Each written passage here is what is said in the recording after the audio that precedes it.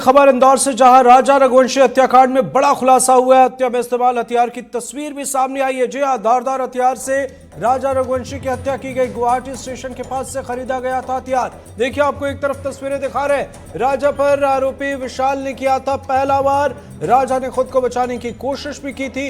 खुद को बचाने में आकाश की शर्ट पर लगा था खून। जी हां, इंदौर के ट्रांसपोर्ट कारोबारी राजा रघुवंशी की हत्या में इस्तेमाल किए गए हथियार की तस्वीर सामने है। इसी हथियार से राजा पर कई बार वार किए गए। जानकारी के मुताबिक पहला वार आरोपी विशाल ने किया था। सूत्रों के मुताबिक राजा ने खुद को बचाने की कोशिश की थी। इसी वजह से आकाश की शर्ट पर खून भी लग गया था। पुलिस के मुताबिक आरोपियों में इस हथियार को आरोपियों ने गुवाहाटी रेलवे स्टेशन के पास से खरीदा था। राजा रघुवंशी का शव 2 जून को मेघालय में गहरी खाई में मिला था। राजा अपनी पत्नी सोनम के साथ मेघालय के पूर्वी खासी हिल्स जिले के सोहरा चेरापूंजी इलाके में हनीमून टूर पर गया हुआ था, जहां राजा रघुवंशी की हत्या कर दी गई। तो लगातार अपडेट सामने आ रहे हैं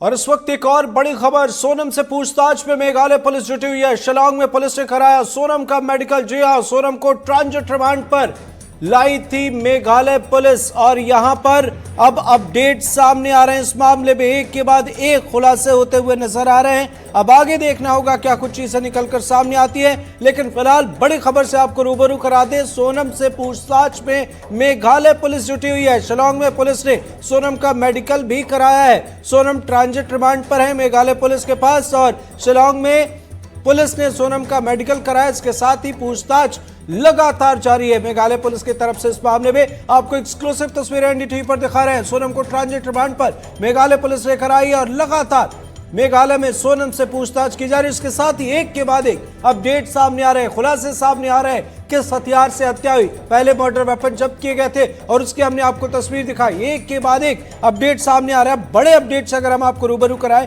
तो एक तरफ सोनम से पूछताछ और ये एक्सक्लूसिव तस्वीरें हम आपको दिखा रहे हैं। दूसरी तरफ अब इस राज से भी पर्दा उठ गया है कि किस तरीके से इस पूरे घटनाक्रम को अंजाम दिया गया। राजा पर आरोपी विशाल ने पहला वार किया था और राजा ने खुद को बचाने की कोशिश भी की थी। जी हां, और इसी कोशिश में आकाश की शर्ट पर खून के निशान भी नजर आए। एक के बाद एक अपडेट सामने आ रहे, थोड़ा इंतजार करना होगा, लेकिन बड़ी जानकारी अब तक सामने आई।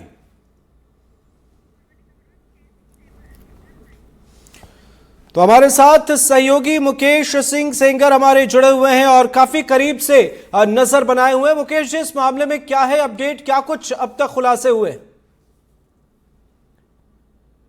देखिए, सोनम की मेडिकल जांच हुई है। मेडिकल जांच जो है एक रूटीन प्रोसेस का हिस्सा होता है। हर 24 घंटे में जो आरोपी हैं उनकी मेडिकल जांच करवानी होती है। तो सोनम की मेडिकल जांच जो है वो लगातार हर 24 घंटे में हो रही है, क्योंकि वो 8 दिन की रिमांड पर है और रिमांड के दौरान उससे लगातार जो पूछताछ है वो चल रही है। जो 5 आरोपी हैं उनको अलग अलग बिठाकर उनके बयान दर्ज किए जा रहे हैं और जब ये बयान जो दर्ज कंप्लीट हो जाएंगे उसके बाद सोनम को जो बाकी के आरोपी हैं उनके आमने सामने बिठाकर पूछताछ की जाएगी। जो सोनम है वो पूछताछ में कह रही है कि राज इस पूरी घटना का मास्टरमाइंड है, जबकि राज कह रहा है कि इस पूरी घटना का मास्टरमाइंड सोनम है। तो दोनों ही एक दूसरे पर आरोप लगा रहे हैं। वही दूसरी चीज जो है, जिस हथियार से राजा रघुवंशी की हत्या हुई है उसकी तस्वीर सामने आ गई है। ये हथियार इसको डाब कहते हैं, जिसको हम देसी भाषा में कह सकते हैं खुखरी। तो वो खुखरी पुलिस ने पहले बरामद कर ली थी, लेकिन उसकी तस्वीर पहली बार सामने आई है खुखरी की। और इसी हथियार से आरोपियों ने राजा रघुवंशी की हत्या को अंजाम दिया। राजा रघुवंशी पर पहला वार विशाल ने किया था खुखरी से और विशाल के बाद फिर बाकी के जो आरोपी हैं उन्होंने हमला बोला, जिससे राजा रघुवंशी की मौत हो गई। और उसके बाद 5 आरोपियों ने राजा रघुवंशी को मिलकर ठिकाने लगाया। उसके शव को जो है हजारों फीट नीचे गहरी खाई में फेंक दिया है। तो ये पूछताछ में आरोपियों से जानकारी मिली कि इस हथियार को गुवाहाटी के पास जो रेलवे स्टेशन है गुवाहाटी में, उसके पास एक दुकान थी, वहां से 21 मई को परचेज किया गया था और फिर 23 मई को इसी हथियार से राजा रघुवंशी की हत्या को अंजाम दिया गया।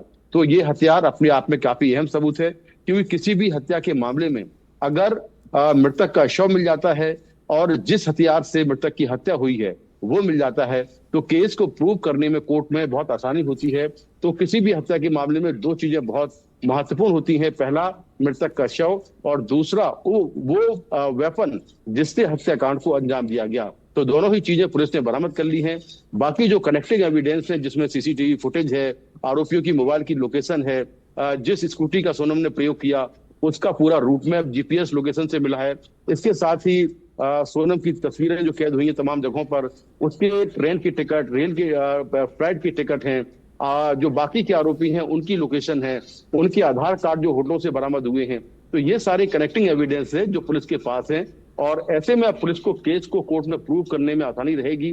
पुलिस के पास आरोपी अभी 8 दिन की रिमांड पर हैं, और जो जानकारी मिल रही है कि कल या परसों में, शायद कल ही ऐसा हो कि पुलिस आरोपियों को क्राइम सीन पर ले जाए, वहां पर पूरे क्राइम सीन को रिक्रिएट करे, जिससे कि ये जानने में आसानी होगी कि 23 मई को हत्या वाले दिन वहां पर क्या कुछ हुआ था, किस आरोपी की क्या भूमिका थी। तो सभी आरोपियों को पुलिस कल या परसों में जो क्राइम सीन है वहां पर लेकर जा सकती है। बिल्कुल, बहुत बहुत शुक्रिया इन तमाम अपडेट्स के लिए। आप नजर बनाए रखिए, आगे भी आपसे अपडेट लेंगे। तो हमारे सहयोगी मुकेश सिंह लगातार इस मामले पर नजर बनाए हुए हैं, काफी करीब से वे देख रहे हैं, और अभी